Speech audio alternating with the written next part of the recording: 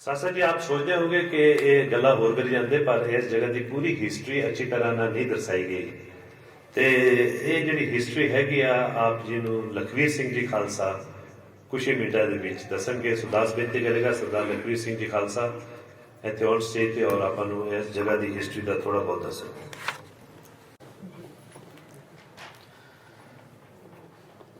ਵਾਹਿਗੁਰੂ ਜੀ ਕਾ ਖਾਲਸਾ, ਵਾਹਿਗੁਰੂ ਜੀ ਕੀ ਫਤਿਹ। ਆਓ ਪਹਿਲਾਂ ਅਸੀਂ ਗੁਰੂ ਸਾਹਿਬ ਦੀ ਬਖਸ਼ੀ ਹੋਈ ਅਸੀਸਾਂ ਦੇ ਨਾਲ ਇਹ ਇਤਿਹਾਸ ਦੀ ਜਿਹੜੀ ਸਾਂਝ ਹੈ ਅਸੀਂ ਸ਼ੁਰੂ ਕਰੀਏ। ਬਬਾਣੀਆਂ ਕਹਾਣੀਆਂ ਪੁੱਤ ਸਪੁੱਤ ਕਰੈਣ, ਜਿਨ੍ਹਾਂ ਦੇ ਸਦਕੇ ਕਰਕੇ ਅਸੀਂ ਅੱਜ ਇੱਥੇ ਬੈਠੇ ਹਾਂ ਮਹਾਰਾਜ ਦੀ ਹਜ਼ੂਰੀ ਵਿੱਚ, ਉਸ ਇਤਿਹਾਸਿਕ ਅਸਥਾਨ ਤੇ ਜਿੱਥੇ ਸਾਡੇ ਬਜ਼ੁਰਗਾਂ ਨੇ ਆ ਕੇ ਆਪਣੀ ਘਾਲਣਾ ਕੀਤੀ, ਸਿੱਖੀ ਦੀ ਕਮਾਈ ਕੀਤੀ ਤੇ ਕਿਰਤ ਦੀ ਕਮਾਈ ਵੀ ਕੀਤੀ ਤੇ ਵੰਡ ਕੇ ਵੀ ਛਕਿਆ। ਸਾਡਾ ਇਤਿਹਾਸ ਸ਼ੁਰੂ ਹੁੰਦਾ ਹੈ ਕਾਲਾ ਸਿੰਘ ਨਾਲ, ਜਿਸ ਦੇ ਕਰਕੇ ਸਾਡਾ ਨਾਂ ਕਾਲਾ ਸਿੰਘਾ ਰੱਖਿਆ ਗਿਆ। ਉਹ ਨਾਂ ਜੋ ਇੱਥੇ ਦੇ ਜਿਹੜੇ ਅਫਰੀਕਨ ਨੇ ਉਹਨਾਂ ਨੇ ਸਨਮਾਨ ਕਰਕੇ ਦਿੱਤਾ ਹੋਇਆ ਹੈ।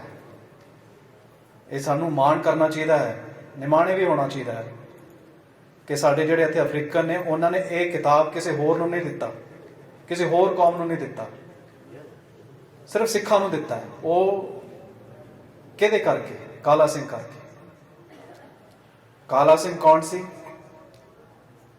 ਜੋ ਰੇਲਵੇ ਬਣਾਉਣ ਤੋਂ ਪਹਿਲਾਂ ਵੀ ਇੱਥੇ ਪਹੁੰਚ ਚੁੱਕਿਆ ਸੀ। ਤੇ ਅੱਜ ਜੋ ਅਸੀਂ ਇੱਥੇ ਬੈਠੇ ਹਾਂ, ਕਾਲਾ ਸਿੰਘ ਦੀ ਯਾਦ ਵਿੱਚ ਵੀ ਬੈਠੇ ਹਾਂ ਤੇ ਇੱਥੇ ਦੇ ਜਿਹੜੇ ਸਾਡੇ ਬਜ਼ੁਰਗ ਆਏ ਨੇ ਉਹਨਾਂ ਨੇ ਅਸਥਾਨ ਬਣਾਇਆ ਸਿੱਖੀ ਦੀ ਕਮਾਈ ਦਾ, ਸੇਵਾ ਦਾ, ਕਿਰਤ ਦੀ ਕਮਾਈ ਦਾ। ਅੱਜ ਅਸੀਂ ਉਸ ਦੇ ਫਲ, ਮਿੱਠੇ ਜਿਹੜੇ ਫਲ ਨੇ, ਉਸ ਦਾ ਆਨੰਦ ਮਾਣ ਰਹੇ ਹਾਂ। ਸੋ ਅੱਜ ਜਿਹੜੇ ਅਸੀਂ ਇੱਥੇ ਬੈਠੇ ਹਾਂ, ਇਹ ਹੂਬਹੂ ਉਹੀ ਮਾਹੌਲ ਹੈ ਮਹਾਰਾਜ ਦੀ ਹਜ਼ੂਰੀ ਵਿੱਚ ਜੋ 1934 ਵਿੱਚ ਸੀ, ਜਦੋਂ ਇਸ ਗੁਰਦੁਆਰੇ ਸਾਹਿਬ ਦਾ ਆਰੰਭ ਹੋਇਆ। ਜੋ ਤਸਵੀਰਾਂ ਤੁਸੀਂ ਇਤਿਹਾਸ ਵਿੱਚ ਦੇਖੋ, ਉਹ ਮਾਹੌਲ ਇਹੀ ਸੀ, ਸੰਗਤ ਵੀ ਇਹੀ ਸੀ ਜਿੱਦਾਂ ਅਸੀਂ ਬੈਠੇ ਹਾਂ। ਸੋ ਅਸੀਂ ਵੀ ਇਤਿਹਾਸ ਦਾ ਇੱਕ ਹਿੱਸਾ ਬਣ ਗਏ ਹਾਂ, ਅਸੀਂ ਜੁੜ ਗਏ ਵਾਪਸ, ਕਿਉਂਕਿ ਨਾ ਅਸੀਂ ਗੁਰੂ ਨੂੰ ਭੁੱਲੇ, ਨਾ ਆਪਣੇ ਬਜ਼ੁਰਗਾਂ ਨੂੰ। ਤੇ ਜਿਹੜਾ ਆਪਣੇ ਬਜ਼ੁਰਗ ਤੇ ਆਪਣੇ ਗੁਰੂ ਨੂੰ ਨਹੀਂ ਭੁੱਲਦਾ, ਗੁਰੂ ਵੀ ਉਹਨਾਂ ਨੂੰ ਨਹੀਂ ਭੁੱਲਦਾ। ਅਸੀਂ ਵੀ ਉਹਨਾਂ ਦੇ ਸੰਗਤ ਵਿੱਚ ਆ ਗਏ ਹਾਂ ਤੇ ਸੰਗਤ ਵਿੱਚ ਹੀ ਸਾਡੀ ਵਡਿਆਈ ਹੈ, ਕਿਉਂਕਿ ਗੁਰੂ ਨਾਨਕ ਸਾਹਿਬ ਦੀ ਆਪ ਵਡਿਆਈ ਸਾਨੂੰ ਵੀ ਬਖਸ਼ਦਾ ਹੈ। ਸੋ ਇਤਿਹਾਸ ਦਰਸਾਉਣ ਤੋਂ ਪਹਿਲਾਂ ਇੱਕ ਸ਼ਬਦ ਦੀ ਸਾਂਝ ਕਰੀਏ। ਤੇ ਇਹ ਇਤਿਹਾਸ ਬਹੁਤ ਜ਼ਰੂਰੀ ਹੈ। ਜਿਹੜਾ ਇਤਿਹਾਸ ਭੁੱਲ ਜਾਂਦਾ ਹੈ ਉਹਨੂੰ ਆਉਣ ਵਾਲਾ ਕੱਲ ਵੀ ਭੁੱਲ ਜਾਂਦਾ ਹੈ। ਸੋ ਜ਼ਰੂਰੀ ਹੈ ਕਿ ਅੱਜ ਅਸੀਂ ਇੱਥੇ ਇਤਿਹਾਸ ਦੀ ਸਾਂਝ ਕਰੀਏ, ਉਹਨੂੰ ਯਾਦ ਕਰੀਏ ਕਿ ਅਸੀਂ ਕੌਣ ਹਾਂ, ਕਿਸ ਦੇ ਹਾਂ ਤੇ ਅਸੀਂ ਕੀ ਕਰਨ ਆਏ ਹਾਂ। ਆਇਓ ਸੁਣਨ ਪੜ੍ਹਨ ਕੋ ਬਾਣੀ, ਸਾਡਾ ਇਹੀ ਕੰਮ ਹੈ, ਨਾਲ ਨਾਲ ਕਿਰਤ ਕਰਨੀ। ਪ੍ਰਗਟ ਭਈ ਸਗਲੇ ਜੁਗ ਅੰਤਰ, ਗੁਰੂ ਨਾਨਕ ਕੀ ਵਡਿਆਈ। ਇਹ ਜੋ ਹੋ ਰਿਹਾ ਹੈ ਇਹ ਗੁਰੂ ਨਾਨਕ ਦੀ ਵਡਿਆਈ ਹੈ, ਆਪਣੀ ਨਹੀਂ। ਪਰ ਉਹ ਸਾਨੂੰ ਆਪ ਸ਼ਾਮਿਲ ਕਰਦਾ ਹੈ, ਸਾਨੂੰ ਨਿਮਾਣਾ ਬਣਾ ਕੇ ਤੇ ਵਡਿਆਈ ਸਾਡੀ ਵੀ ਕਰਦਾ ਹੈ। ਜਦੋਂ ਅਸੀਂ ਗੁਰੂ ਦੇ ਕੰਮ ਕਰਦੇ ਹਾਂ, ਗੁਰੂ ਦੀ ਸੇਵਾ ਕਰਦੇ ਹਾਂ, ਜੋ ਵੀ ਤਰੀਕੇ ਨਾਲ, ਉਹ ਵਡਿਆਈ ਸਾਨੂੰ ਵੀ ਬਖਸ਼ਦਾ ਹੈ। ਕਰ ਇਸ਼ਨਾਨ ਸਿਮਰ ਪ੍ਰਭ ਆਪਣਾ, ਮਨ ਤਨ ਭਏ ਅਰੋਗਾ। ਇਹ ਸ਼ਬਦਾਂ ਨੂੰ ਲੈ ਕੇ, ਇਸ ਬਚਨ ਨੂੰ ਲੈ ਕੇ ਸਾਡੇ ਬਜ਼ੁਰਗ ਇੱਥੇ ਆਏ। ਧਰਮ ਨੂੰ ਪਹਿਲੇ ਅੱਗੇ ਰੱਖਿਆ, ਕਰਮ ਨੂੰ ਬਾਅਦ ਚ। ਧਰਮ ਸਾਡੀ ਆਤਮਾ ਹੈ, ਕਰਮ ਸਾਡਾ ਸਰੀਰ। ਅੱਜ ਜੇ ਅਸੀਂ ਇੱਥੇ ਬੈਠੇ ਹਾਂ ਇਸ ਦੇਸ਼ ਵਿੱਚ, ਅਫਰੀਕਾ ਵਿੱਚ, ਜਿਸ ਅਫਰੀਕਾ ਦੇ ਬਾਰੇ ਦੁਨੀਆ ਵਿੱਚ ਬਹੁਤ ਭਰਮ ਹੈ, ਉਹ ਇਹ ਨਹੀਂ ਪਛਾਣਦੇ ਕਿ ਸਭ ਤੋਂ ਵੱਡੀ ਮਹਾਨ ਜਿਹੜਾ ਇਤਿਹਾਸ ਹੈ ਇੱਥੋਂ ਰਚਿਆ ਗਿਆ ਹੈ। ਅਮਰੀਕਾ ਤੋਂ ਵੀ ਪਹਿਲਾਂ, ਯੂਰਪ ਤੋਂ ਵੀ ਪਹਿਲਾਂ, ਇੰਡੀਆ ਤੋਂ ਬਾਹਰ ਸਭ ਤੋਂ ਵੱਡਾ ਇਤਿਹਾਸ ਇੱਥੋਂ ਸ਼ੁਰੂ ਕੀਤਾ ਗਿਆ ਹੈ, ਈਸਟ ਅਫਰੀਕਾ ਤੋਂ। ਤੇ ਅਸੀਂ ਉਹ ਇਤਿਹਾਸ ਦਾ ਹਿੱਸਾ ਹਾਂ ਅੱਜ। ਸੋ ਬਾਣੀ ਗੁਰੂ, ਬਾਣੀ ਹੀ ਸਾਡਾ ਗੁਰੂ ਹੈ, ਹੋਰ ਕੋਈ ਨਹੀਂ। ਇਸ ਗੁਰੂ ਕਰਕੇ ਅੱਜ ਅਸੀਂ ਇੱਥੇ ਹਾਂ, ਸਾਡੀ ਪਛਾਣ ਹੈ, ਸਾਡੀ ਕੋਈ ਹੈਸੀਅਤ ਹੈ ਇਸ ਮੁਲਕ ਵਿੱਚ, ਇਸ ਦੇਸ਼ ਵਿੱਚ, ਕਿ ਸਾਨੂੰ ਕੋਈ ਬੁਲਾਉਣ ਵਾਲਾ ਹੈ, ਸਾਨੂੰ ਕੋਈ ਕਾਲਾ ਸਿੰਘਾ ਕਹਿਣ ਵਾਲਾ ਹੈ। ਬਾਣੀ ਗੁਰੂ, ਗੁਰੂ ਹੈ ਬਾਣੀ, ਵਿੱਚ ਬਾਣੀ ਅੰਮ੍ਰਿਤ ਸਾਰੇ। ਗੁਰਬਾਣੀ ਕਹੈ ਸੇਵਕ ਜਨ ਮਾਨੈ, ਪਰ ਤਖ ਗੁਰੂ ਨਿਸਤਾਰੇ। ਜੇ ਗੁਰੂ ਨੂੰ ਪ੍ਰਾਪਤ ਕਰਨਾ ਹੈ, ਸੋ ਗੁਰੂ ਜੋ ਕਹਿੰਦਾ ਹੈ ਅਸੀਂ ਕਰੀਏ, ਗੁਰੂ ਦੀ ਸਿੱਖੀ ਕਮਾਈਏ। ਤੇ ਉਹ ਸਿੱਖੀ ਜਿਹੜੇ ਸਾਡੇ ਬਜ਼ੁਰਗਾਂ ਨੇ ਕਮਾਈ, ਘਾਲਣਾ ਕਰਕੇ, ਮਿਹਨਤ ਕਰਕੇ, ਤੇ ਆਪਣੀ ਜਾਨ ਤੇ ਆਪਣੀ ਸਾਰਾ ਕੁਝ ਵਾਰ ਕੇ ਸਾਨੂੰ ਇਹ ਇਤਿਹਾਸ ਦਿੱਤਾ। ਸੋ ਸਾਡਾ ਇਤਿਹਾਸ ਸ਼ੁਰੂ ਹੁੰਦਾ ਹੈ 1894 ਵਿੱਚ, 1894, ਜਦੋਂ ਕਾਲਾ ਸਿੰਘਾ ਪਹਿਲੀ ਵਾਰੀ ਇੱਥੇ ਆਇਆ।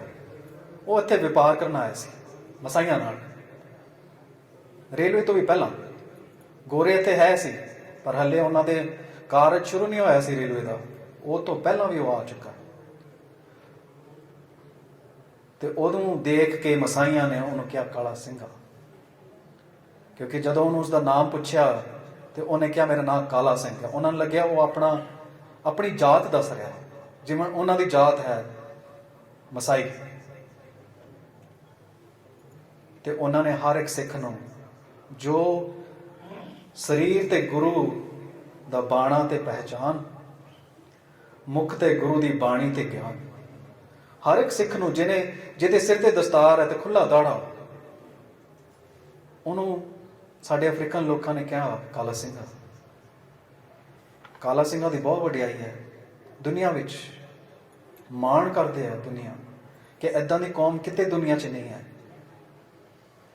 ਇੰਨੀ ਵੱਖਰੀ ਪਛਾਣ ਕਿ ਸਾਨੂੰ ਨਾ ਹੀ ਕਾਲਾ ਕਰਤਾ, ਸਾਨੂੰ ਵੀ ਕਾਲੇ ਬਣਾ ਦਿੱਤਾ, ਸਾਨੂੰ ਵੀ ਅਫਰੀਕਨ ਬਣਾ ਦਿੱਤਾ। ਇਹ ਤੋਂ ਵੱਡੀ ਕੋਈ ਗੱਲ ਨਹੀਂ ਸਾਡੇ ਲਈ।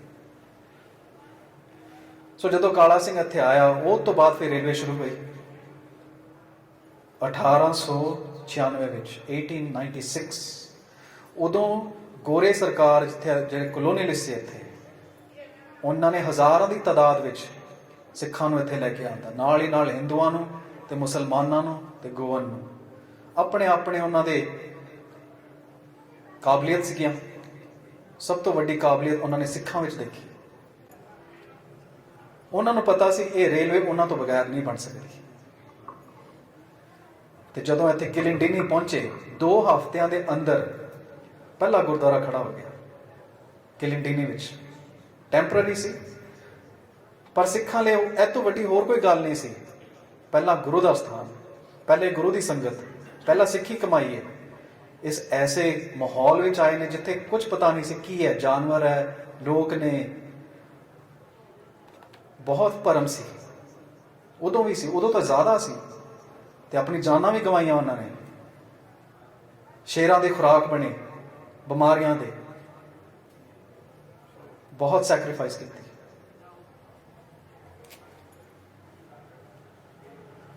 ਤੇ ਉਦੋਂ ਜਦੋਂ ਕਿਲਿੰਡੀਨੀ ਵਿੱਚ ਸ਼ੁਰੂ ਕੀਤਾ, 2 ਹਫ਼ਤੇ ਦੇ ਅੰਦਰ ਅੰਦਰ ਰੇਲਵੇ ਸ਼ੁਰੂ ਹੋ ਗਈ, ਗੁਰਦੁਆਰਾ ਬੰਦ ਹੋ ਗਿਆ। ਟੈਂਪਰੇਰੀ ਸੀ, ਟੈਂਟ ਵਿੱਚ ਸੀ। ਉਹ ਗੁਰਦੁਆਰਾ ਫਿਰ ਬਾਅਦ ਚੋਂ ਥੋੜਾ ਮਕੂਪੇ ਵਿੱਚ ਚਲ ਗਿਆ। ਮਕੂਪਾ ਹੁਣ ਜਿਹੜਾ ਡਿਸਪੈਂਸਰੀ ਹੈ, ਗੁਰੂ ਨਾਨਕ ਡਿਸਪੈਂਸਰੀ, ਜਿਸ ਤਰ੍ਹਾਂ ਅੱਜ ਇਹ ਸਥਾਨ ਬਣਿਆ ਰਾਮਗੜੀਆ ਹਾਲ ਪਲਾਜ਼ਾ, ਉਦੋਂ ਮਕੂਪਾ ਡਿਸਪੈਂਸਰੀ ਬਣਿਆ, ਕਿ ਉਸ ਸਥਾਨ ਨੂੰ, ਉਸ ਜਗ੍ਹਾ ਨੂੰ ਸਾਂਭ ਕੇ ਰੱਖੀਏ। ਇੱਥੇ ਸਾਡਾ ਇਤਿਹਾਸ ਹੈ। ਫਿਰ 1899 ਵਿੱਚ, 1899, ਪਹਿਲਾ ਗੁਰਦੁਆਰਾ ਫਿਰ ਬਣਿਆ ਨੈਰੋਬੀ ਵਿੱਚ।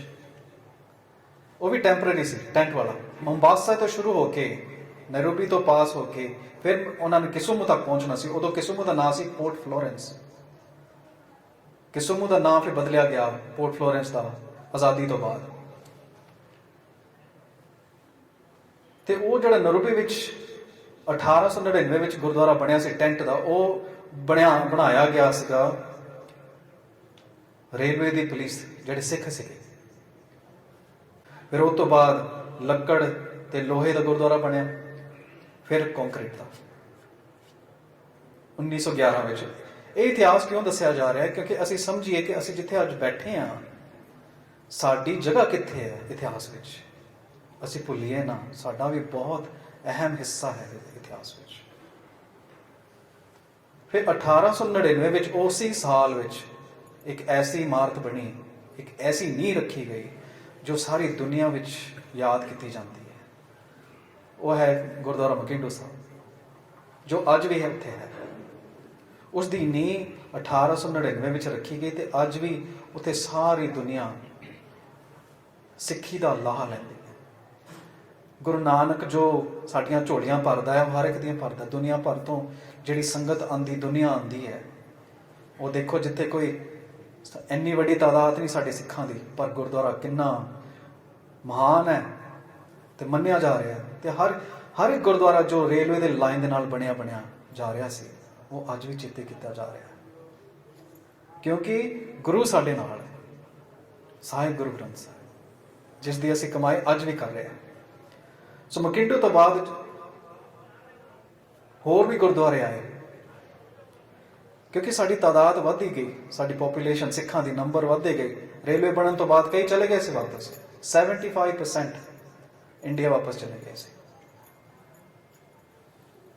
ਹਜ਼ਾਰਾਂ ਵਿੱਚ ਤਾਂ ਬਿਮਾਰ ਵੀ ਹੋ ਗਏ, ਸ਼ੇਰਾਂ ਦੇ ਸ਼ਿਕਾਰ ਵੀ ਹੋ ਗਏ, ਇੱਥੇ ਰਹਿ ਵੀ ਗਏ। ਤੇ ਜਿਹੜੇ ਰਹਿ ਗਏ ਉਹਨਾਂ ਨੇ ਇੱਥੇ ਸਿੱਖੀ ਕਮਾਈ, ਆਪਣੇ ਨੂੰ ਘਰ ਬਣਾਇਆ, ਕੇਨੀਆ ਨੂੰ ਆਪਣਾ ਘਰ ਬਣਾਇਆ। 1901 ਵਿੱਚ ਫਿਰ ਆਇਆ ਗੁਰਦੁਆਰਾ ਲਾਂਢੀਆ, ਜੋ ਪਹਿਲਾਂ ਲਾਂਢੀਸ ਰੋਡ ਤੇ ਸੀ, ਤੇ 2 ਸਾਲ ਬਾਅਦ ਫੈਕਟਰੀ ਸਟਰੀਟ ਤੇ ਚਲੇ ਗਏ 1903 ਵਿੱਚ, ਜੋ ਗੁਰਦੁਆਰਾ ਅੱਜ ਵੀ ਚੱਲਦਾ ਹੈ।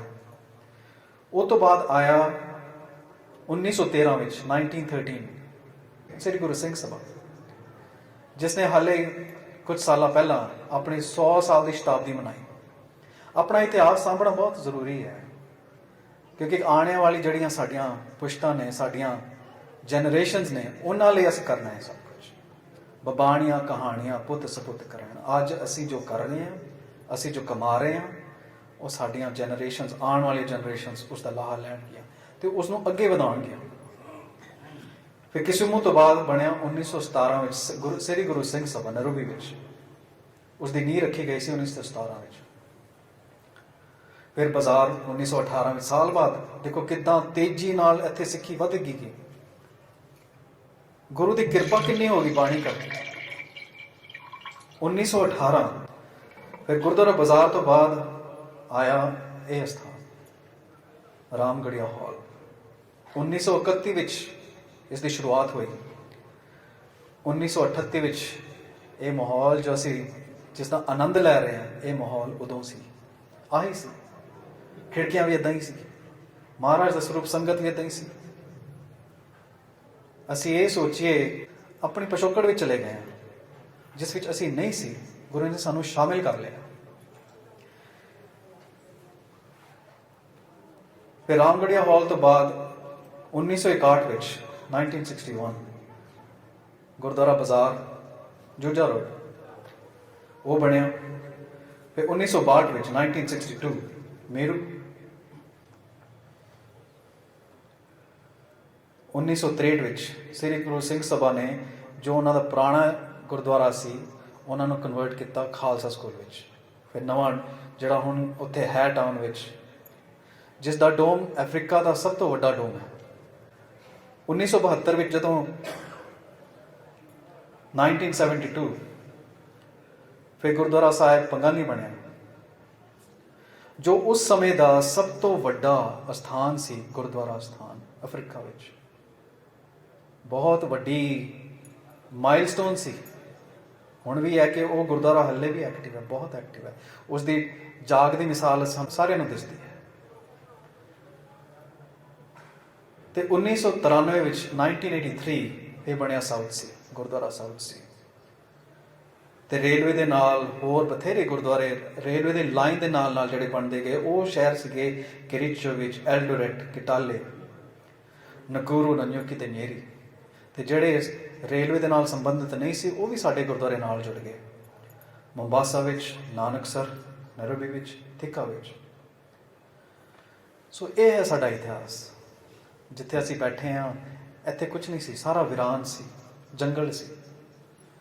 ਜਾਨਵਰ ਸੀ। ਇਸ ਮਾਹੌਲ ਵਿੱਚ ਸਿੱਖੀ ਕਮਾਈ ਅਸੀਂ ਅਰਦਾਸ ਕਰੀਏ ਉਹ ਬਜ਼ੁਰਗਾਂ ਦੀ ਚੜ੍ਹਦੀਆਂ ਕਲਾ ਹਮੇਸ਼ਾ ਰਵੇ ਜਿੱਥੇ ਰਹਿਣ, ਤੇ ਉਹ ਪ੍ਰੇਰਨਾ ਸਾਨੂੰ ਵੀ ਮਿਲਣ, ਅਸੀਂ ਵੀ ਉਹ ਕਮਾਈ ਕਰੀਏ, ਅਸੀਂ ਉਹ ਸਿੱਖੀ ਵਿੱਚ ਰਹਿ ਕੇ ਗੁਰੂ ਦਾ ਨਾਮ ਹੋਰ ਰੋਸ਼ਨ ਕਰੀਏ। ਜੋ ਅੱਜ ਜਿਹੜਾ ਹਸਪੀਟਲ ਹੈ ਗੁਰੂ ਨਾਨਕ ਹਸਪੀਟਲ, ਉਹ ਇੱਕ ਲੈਂਡਮਾਰਕ ਬਣ ਗਿਆ। ਜੇ ਅਫਰੀਕਾ ਨੂੰ ਕੋਈ ਨਾਮ ਚੇਤੇ ਹੈ ਸਾਡੀ ਸਿੱਖੀ ਦਾ, ਉਹ ਨਾਨਕ ਦਾ ਹੈ। ਨਾਨਕ ਦੀ ਵਡਿਆਈ ਹਾਲੇ ਤੱਕ ਚੱਲਦੀ ਹੈ।